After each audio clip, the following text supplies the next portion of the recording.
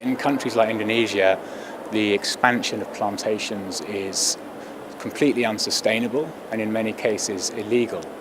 There's so much money to be made from bottomless markets that operators will conspire with corrupt officials, corrupt politicians, and basically just grab land illegally in many different ways and then legitimize that through entry into formal international trade. I think the EU is encouraging companies like ourselves to make voluntary commitments and to hold ourselves accountable for the commitments we make, even if it's only an accountability through transparency.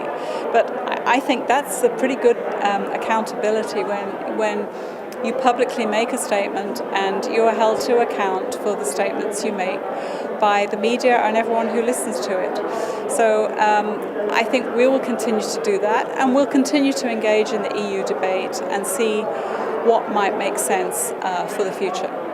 We have very reluctantly opened an opportunity for developing countries to export to us what developing countries can produce, and which very often are agricultural products. But if we want to create income in those countries, I think this is the right choice. What we need to make sure is that these are legally produced goods that are traded, and that therefore the benefits accrue to the local communities and the local people.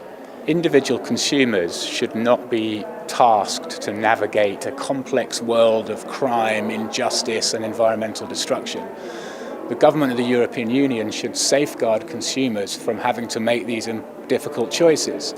Consumers don't know if plantation A is illegal, plantation B is a human rights abuse situation. They expect everything on the shelf to be legal and to be sustainable, and governments in Europe need to make that happen.